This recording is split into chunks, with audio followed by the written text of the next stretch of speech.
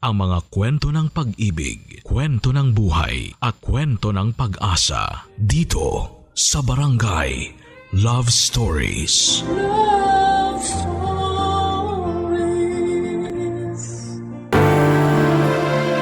Marami ng pagkakaiba ang nakatatandang henerasyon at ang kasalukuyang mga kabataan. Hindi ito maiiwasan dahil patuloy na nagbabago ang panahon, paraan ng pamumuhay at pananaw ng mga tao. Ikaw kabarangay, ano-ano ang mga napapansin mong pagkakaiba ng bawat henerasyon? Dear Papa Dudut, isang magandang araw po sa inyo at sa lahat ng mga sumusubaybay sa inyong programa. Ako po si Delilah, isa na nga ngayong senior citizen. At gusto ko pong ibahagi ang ilan sa mga pinakamahalagang karanasan ko sa buhay. Noong kabataan ko ay nagkaroon po ako ng kasintahan, pero hindi ito nagustuhan ng aking mga magulang dahil para sa kanila, mas mahalagang pagtuunan ko muna ng pansin ang aking pag-aaral. Naniniwala kasi sila na hindi pa yon ang tamang panahon para magnobyo. At dahil ayaw kong masira ang tiwalang ibinibigay nila sa akin, pinili kong sundin ang kanilang mga payo. At mula noon ay ibinuhos ko ang aking oras at pagsisikap hanggang sa makatapos ako at magkaroon ng trabaho sa post office. At habang lumilipas sa mga taon ay naging abala ako sa aking trabaho.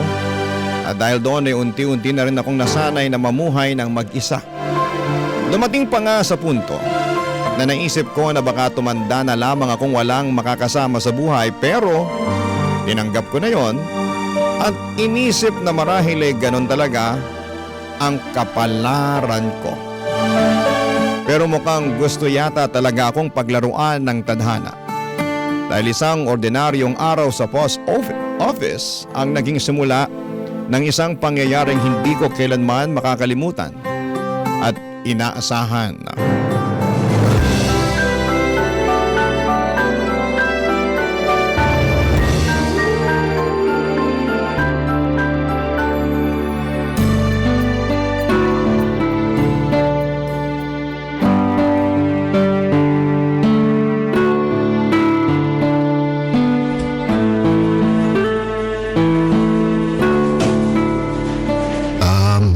Excuse me po. Ano po yun? Ganito kasi yun, Manang. Mukhang manang naman to. Po? Wala. Ano pong kailangan nila? May pinadala kasi akong package sa mga magulang ko sa probinsya, 2 linggo na ang nakakalipas. Oh. Ang problema, hanggang ngayon hindi pa rin nila natatanggap yung pinadala ko eh. Sige. Heto ang papel at ballpen. Pakisulat na lang dito lahat ng detalye para ma-check ko kaagad.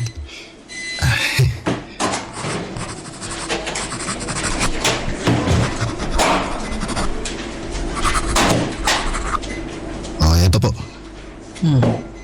Okay, saglit lang ha.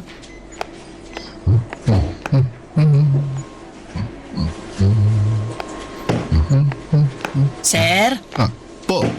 Ay, tinignan ko na po yung mga record namin at mukhang nagkaroon lang po ng delay sa delivery. Pasensya na po talaga kayo, ha?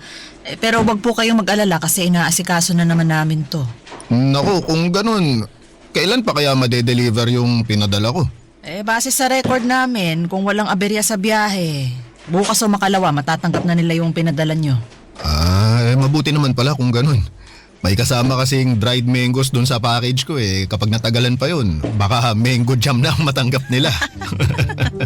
Ay nako, mapagbiro po pala kayo ano? Ganun po talaga eh. Kaysa sa mainis o magalit ako, idadaan ko na lang sa pagpapatawa, di ba? Ay kung sa bagay, pasensya na po talaga kayo ha? Hindi, ayos lang. Larry nga pala, nice to meet you po. Ako nga pala si Delilah. Nice to meet you din. Delilah? Parang pamilyar po sa akin yung pangalan niyo ah. Talaga ba? Opo, parang pangalan ng taong magpapaalala sa akin kung kailan dadating yung pinadala ko. Ay, kayo po talaga. Hindi nga, pero seryoso, tatandaan ko po yung pangalan nyo. Ha? tatandaan? Bakit naman? Syempre, para alam ko kung sino ang sisisihin kapag naging mango jam yung pinadala ko. Grabe naman kayo, sir. Pero huwag kayong mag-alala kasi kapag dumating naman ang maayos yung pinadala ko, kayo rin, pasasalamatan ko. Hindi mo naman kailangan magpasalamat kasi ginagawa ko lang naman yung trabaho ko. Ay naku, wag na po kayong mahiya, Manang. Deserve nyo naman pasalamatan eh. Sana pala hindi ko na lang sinabi sa'yo yung pangalan ko kung patuloy mo lang din naman akong tatawaging Manang. Biro lang. Ay nako, Manong. Ay sa susunod na tawagin mo akong Manang, hindi na kita tutulungan. Sige ka, ikaw din. Kahit na asar ako noon nang tawagin niya akong Manang, ay hindi ko maikakaila na nagpapasalamat pa rin ako na nakausap ko si Larry. Kadalasan kasi ay tahimik, paulit-ulit at nakakabagot ang mga araw ko sa post office. Pero noong una kaming nagkausap kahit papaano, ay napagaan niya ang araw ko at napangiti niya ako. At sa totoo lang, hindi ko rin naman siya masisisi kung tawagin niya akong Manang dahil noong una kaming nagkakilala ay 43 years old na ako habang siya naman ay nasa early 30s pa lamang. Kaya malinaw na may agwa talaga sa edad namin. At simula noon ay hindi na siya tumigil sa pagpabalik-balik sa post office kahit na nakumpirma nang na-deliver ng maayos ang padala niya. Noong una, Papa Dudut, inakala kong gusto lang talaga niyang makasigurado sa lahat ng detalye tungkol sa padala niya. Pero habang tumatagal, ay kung ano-ano na lamang ang mga naitatanong niya sa akin. At sa totoo lang ay eto yung mga panahon na medyo nakalimutan na ako or nakulitan na ako sa kanya, Papa Dudut.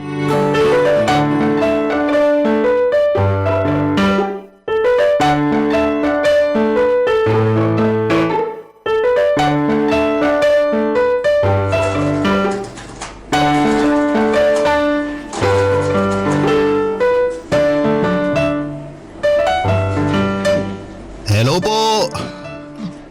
Ikaw na naman? Grabe, hindi man lang kayo natutuwa na nandito ako.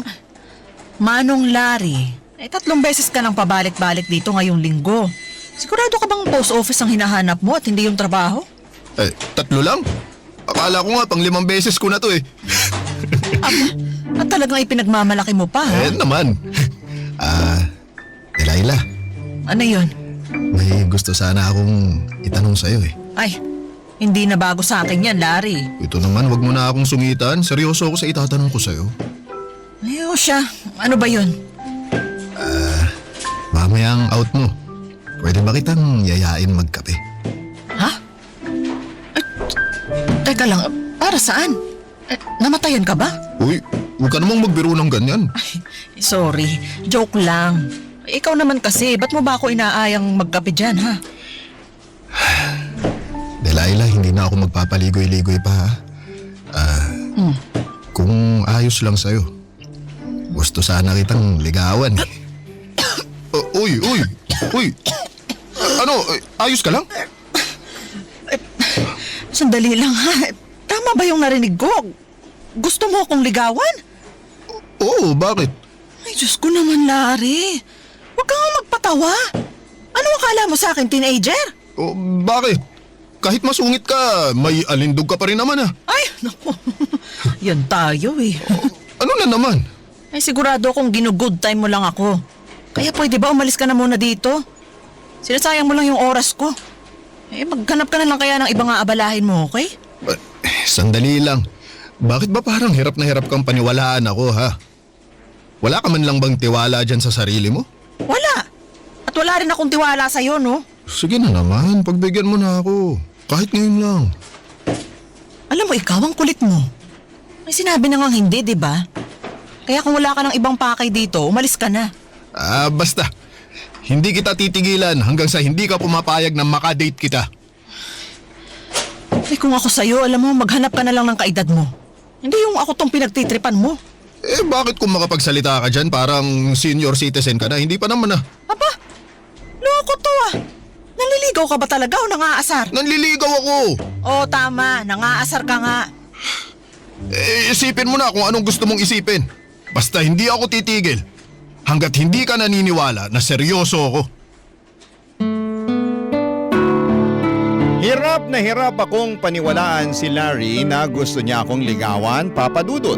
Noong una akala ko talaga ay dumadaan lamang siya sa post office dahil wala siyang ibang magawa at gusto niya lamang ng makausap. Kaya ganoon na lamang ang gulat ko nang malaman ko na may intensyon na pala siyang manligaw sa akin.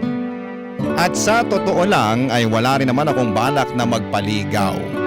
Kasi sa isip ko noon ay sobrang tanda ko na para sa ganung mga bagay. At dala-dala ko pa rin ang mga payo ng magulang ko na dapat ay mas nakatuon ako sa trabaho at sa pag-aayos ng sarili kong buhay. Kaya nung sinabi ni Larry na gusto niya ako, mas naguluhan pa ako kesa sa pakiramdam na natuwa.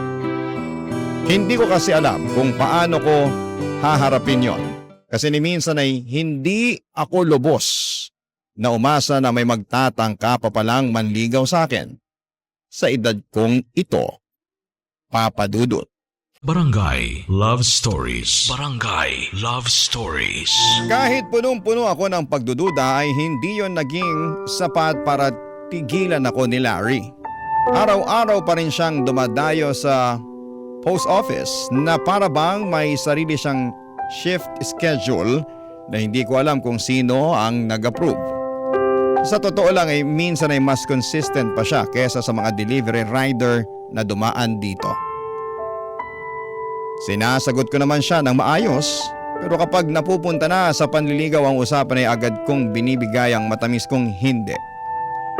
At tuwing tumatanggi ako ay kitang-kita ko sa mga mata niya ang halong pagkadismaya at pag-asa na parang sandaling nawawala. Pero kahit na ganoon ay nananatili pa rin akong desidido sa desisyon ko na huwag magpaligaw, Papa Dudut.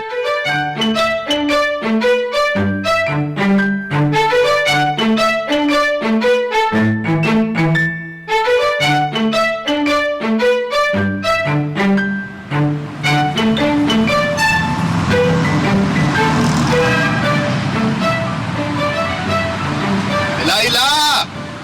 Ay, Diyos ko, patawarin. Ayan na naman siya. O, ano na naman kailangan mo? Pauwi ka na ba? Tara, hatid na kita. Ay, nako, Manong. Tigil-tigilan mo na nga ako. Kung sa post office nga, hirap na hirap ka ng tantanan ako. Paano na lang kaya kapag nalaman mo pa kung saan ako nakatira? Kaya wag na. Kaya ko na umuwi mag-isa, no? Alam mo, mas mabuti nga sana kung alam ko kung saan ka nakatira kasi maniwala ka sa akin. Araw-araw kong lilinisin yung bahay mo. Pero baka hindi na nga mangyari yun. Ha? Anong ibig mong sabihin? Ganito kasi yan. Nagbabalak na akong mag-abroad eh. May magandang offer kasi sa Dubai. Sayang naman kung palalampasin ko pa, di ba? Ayun! Nagkaroon ka na rin ng ibang pagkakaabalahan sa wakas. Ay, ito naman. Hindi ka man lang ba nalulungkot na alis na ako? Aminin ko. Mamimiss ko yung kakulitan mo. Pero, ano pa nga bang magagawa natin? Alangan naman palampasin mo pa yung ganyang klaseng pagkakataon, hindi ba? Di kung ganun, pumapayag ka na bang makipag-coffee date sa akin? Alam mo, ikaw, oportunista ka rin eh. Grabe ko naman. Gusto ko lang namang sulitin yung mga natitira kong araw. Sa mundo? Mga natitira kong araw dito sa Pilipinas bago ako umalis. May magagawa pa ba ako? Uy, teka lang. Anong ibig mo sabihin? Oo na. Pumapayag na ako makipag-coffee date sa'yo. Uy! Seryoso ka? Pero sagot mo, ha? Sa wakas! Thank you, Lord! Ay, utang na loob. Woo! Pare, hinahanap ko yung boses mo. Nakakaya ka na. Pasensya na. Naka-carried away lang ako. Ay, nako. Nagbabala ka lang pumunta ng abroad. May pa-English-English ka nang nalalaman dyan. Syempre naman. Alam mo, kapag natuloy yung plano kong pumunta ng Dubai, magpapadala ako ng sulat sa'yo at mag-i-English pa ako para mas romantic pakinggan. Di ba? Halika na nga. Bago ko pa pagsisiyan yung desisyon kong makipag-date sa'yo. Aaminin ko na ng mga panahong yon ay may nararamdaman na rin ako para kay Larry kaya pumayag akong lumabas kasama siya. Pero siguro, Ang dahilan kung bakit sobra ang pagpapakipot ko noon ay dahil wala akong tiwala sa sarili ko. Gaya ng sinabi ko ay malaki ang agwat ng edad namin at madalas pumapasok sa isipan ko ang mga tanong na paano kung ipagpalit niya ako sa mas bata? O kung paano kung dumating ang araw na magsawa na siya sa akin? Pero marahil ay ganun talaga ang pag-ibig. Kailangan mo ring matutong magtiwala. Kaya sa kabila ng lahat ay nagpatuloy kami sa pagde-date hanggang sa naging kami na nga. At kalaunan ay kinailangan niyang pumunta ng Dubai para magtrabaho. Kahit malayo, nanatili pa rin kaming tapat sa isa't isa. Pinipilit buuin ang pagitan ng distansya sa mga tawag, mensahe at pangakong hindi kumukupas. At hindi nagtagal ay nagpakasal na rin kami ni Larry. Hindi ko inakala na sa kabila ng aking edad at lahat ng pag-aalinlangan ko ay darating din ang araw na mabubuntis ako. Isa itong menopausal baby na naging isang malaking himala sa buhay namin. Isang paalalang ang mga bagay na hindi mo na inaasahan ay siya palang magbibigay ng pinakamatinding tuwa. Dahil doon ay napagdesisyonan ni Larry na bumalik na sa Pilipinas at magtayo na lamang ng maliit na negosyo gamit ang naipon niya para sabay naming buuin ang bagong yugto ng aming pamilya ng magkasama.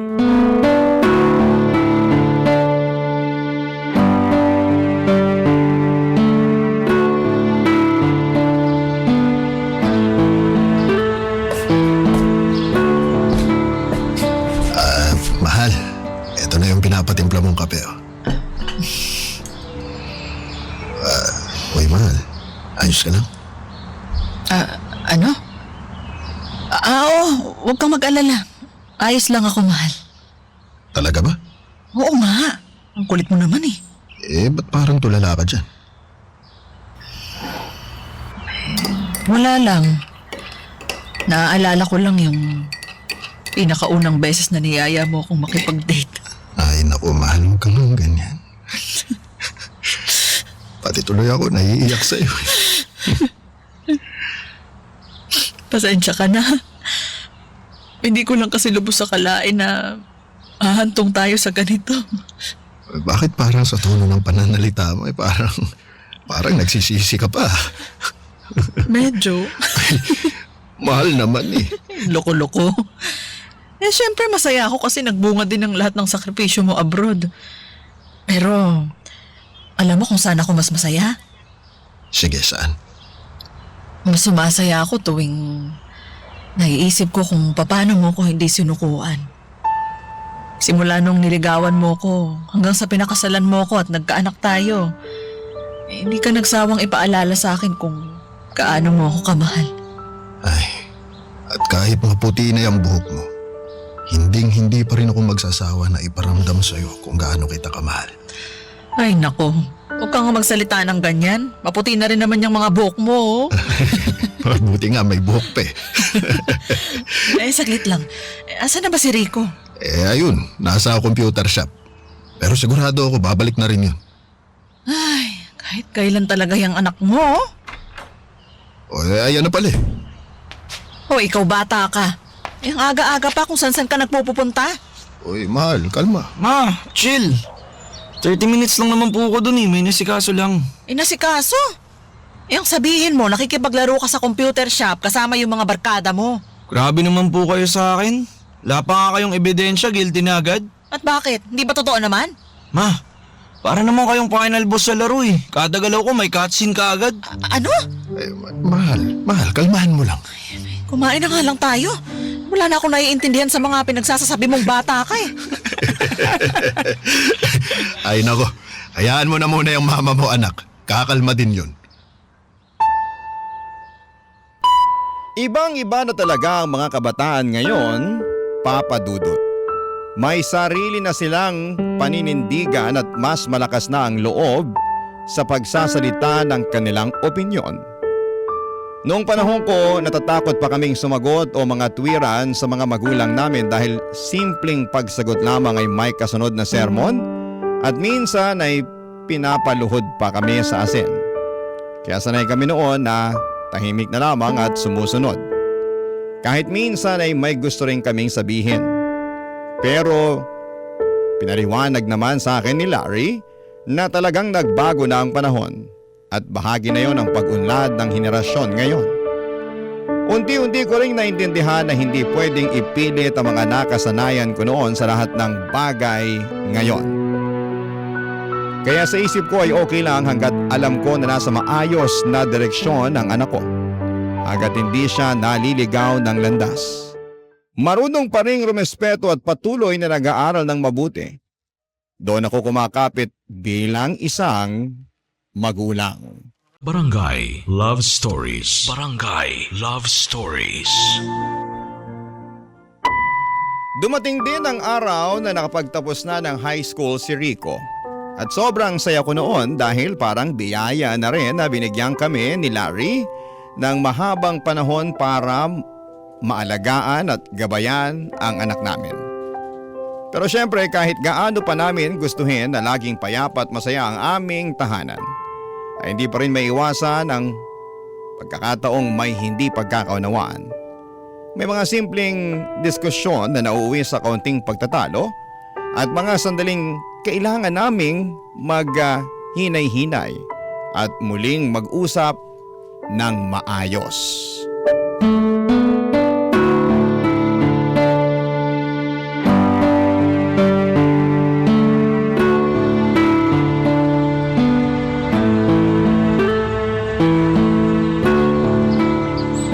Ano? Seryoso ka ba talaga dyan sa gusto mong mangyari, Rico? Opo, ma. Di po ako kukuha ng IT. Pero magaling ka sa computer na yan, di ba? Sigurado kung malayo ang mararating mo kapag nag-IT ka. Pero mas gusto ko nga po mag-journalism. Kasi kapag nakapagtapos na po ako sa pag-aaral, bala ko po maging freelance writer. Freelance ano? Freelance writer po. Yung tipong hawak ko po yung oras ko sa trabaho. Ay, Mal, payagan mo na lang tong anak natin. Wala namang masama sa gustong mangyari nung bata eh. Isa ka pa. Inukonsente mo yung anak mo kaya nagkakaganyan eh. Ma! Huwag naman po kayo magsalita ng ganyan. Mahal, kumalma ka. Pakinggan mo muna ang anak mo, ha? O sige nga, Rico. Magsalita ka, makikinig ako. Bakit pa pinipilit mo yung gusto mong mangyari, ha? Kasi ayoko po maging corporate slave. Corporate, ano daw? Ma, sa madaling salita, gusto ko po makapag-travel habang hawak ko yung oras ko sa trabaho. Ay, Diyos ko naman. Hindi ka pa nga nakakatuntong ng kolehiyo? Pagbubulak-bulak agad yung nasa isip Ma, mo? iba na po yung panahon ngayon. Marami na pong trabahong pwedeng gawin online. Hindi na po tutulad na nakasanayan ninyo ng panahon nyo. Aba talagang bastos kang bata ka, ha? Ay! Uy! Ma! Ba't nyo naman ako binatukan? Mahal! Wala akong ibang hinangad kundi ang mapabuti ang buhay mo, anak. Kaya ba't mahirap na hirap pang sundin yung gusto kong mangyari, ha? Para din naman sa'yo to, ha? Rico, sige na. Hayaan mo na muna kami ng mama mo na makapag-usap, ha? Sige na. Ano pang tinatayo-tayo mo dyan? Pumasok ka na sa kwarto mo. Baka kung saan pa mapunta tong usapan na to at hindi pa ako makapagtimpi sa'yo. Sige na, pasok! Sige po.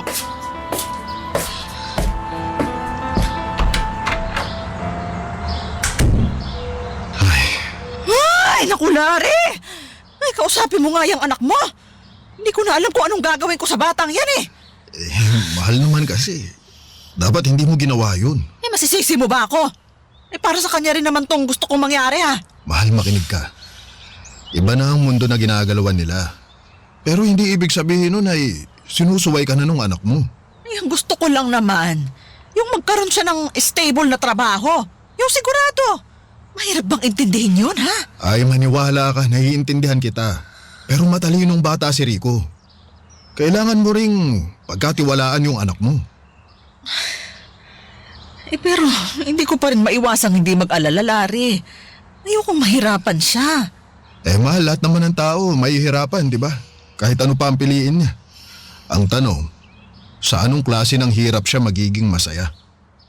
Pero paano kung mali pala yung maging desisyon niya? Pero paano rin kung tama naman pala? Mahal, Dadating ang araw, mawawala rin tayo. Kakailanganin na ni Rico na magdesisyon para sa sarili niya. Kaya siguro ngayon pa lang, kailangan na nating matutunan kung paano siya pagkakatiwalaan at hayaan siya tumayo sa sarili niyang mga paa. Di ba? Ano, mahal? May magagawa pa ba ako? Ay, naku, Larry. Siguraduhin mo lang na tama itong gagawin natin, ha? Dahil kung hindi, ako mismo ang magbabalik sa'yo sa Dubai. Nang gabing yon ay napaisip ako sa lahat ng mga sinabi ni na Rico at Larry sa akin.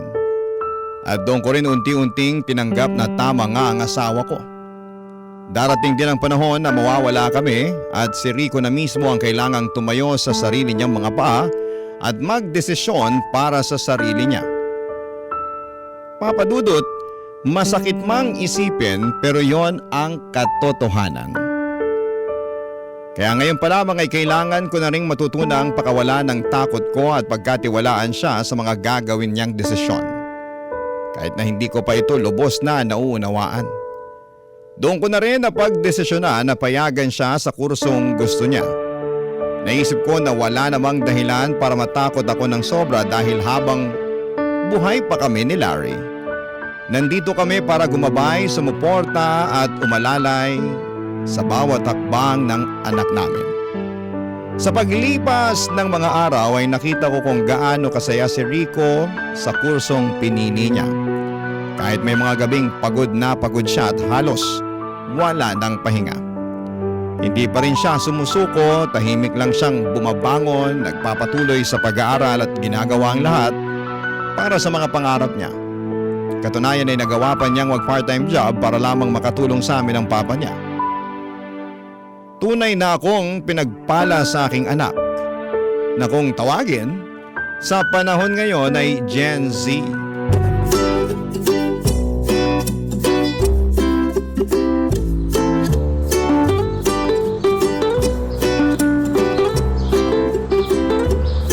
Mga pa, bihis kayo. O bakit? Saan tayo pupunta? Natanggap ko na kasi yung first pay ko. Tutreat ko po kayo sa mamahaling restaurant. Ay, ano ka ba naman, Rico? Wag na. Ipunin mo na lang yung sahod mo. Pinaghirapan mo yan eh. Ma, hayaan nyo na po ako. Ito po yung magpapasaya sa akin. Promise. O yun naman pala eh. Huwag mo nang tanggihan tong si Rico, mahal. Sige na nga. Ayos! Pero Rico, mangako ka sa akin na kahit anong mangyari, tatapusin mo yung pag-aaral mo, ha? Siyempre naman, ma. Hindi ko po bibitawan yung pangarap ko makapagtapos ng pag-aaral. At isa pa, kayang-kaya ko pong pagsabayin yung trabaho ko ngayon tsaka yung pag-aaral ko. Mabuti naman kung ganon. Anak, alam mo, masaya ako para sa'yo. Kasi ngayon pa lang nakikita ko na kung gaano ka ka-independent. At least, kapag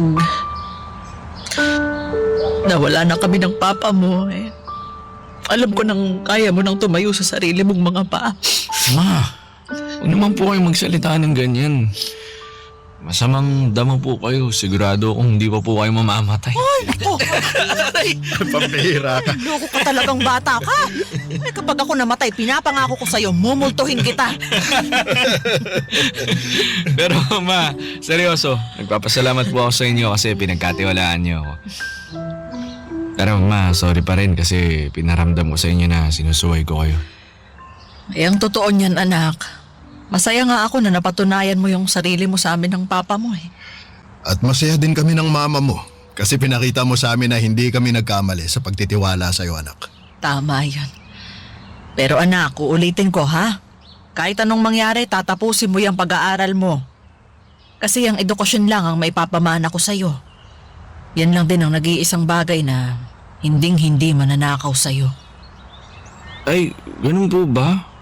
Wala po ba kayong mga lupay ni Papa? Papamana sa akin? Ay, talaga ikaw, ha? Ma, dahan-dahan naman. Bugbog na tong braso ko sa inyo.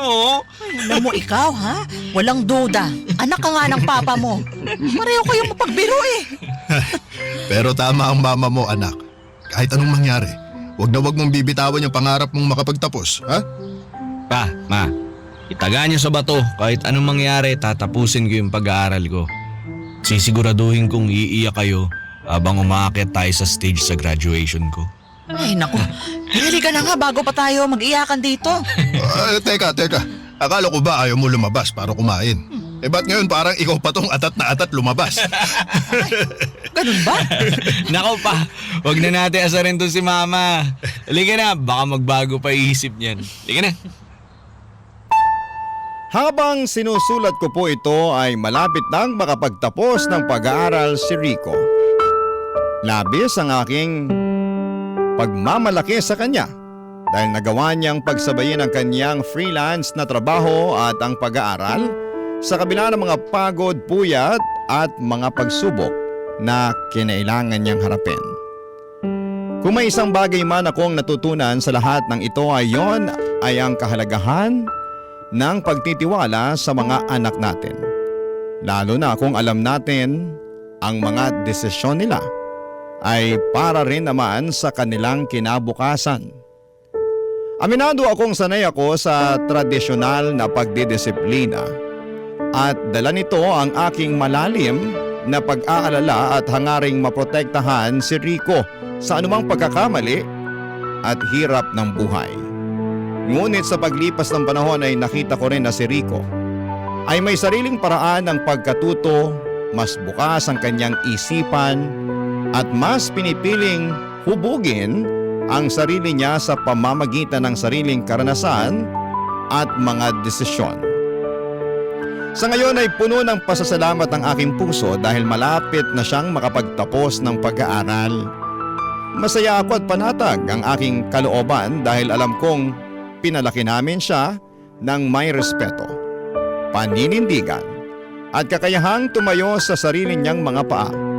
Ang kwento ko ay isa ring patunay na sa gitna ng pagkakaiba ng henerasyon at pagmamahal, gabay at tiwala pa rin ang nagbubuo ng matibay na pamilya. Dito ko na po muna tatapusin ang aking kwento. Maraming salamat po sa oras at pagbasa. At sana po ay mapili po ninyo ang aking liham. Ang inyong forever kapuso at kabarangay, Delilah. Ano ang masasabi mo sa ating Barangay Love Stories today? Aabangan namin yan sa aming comment section.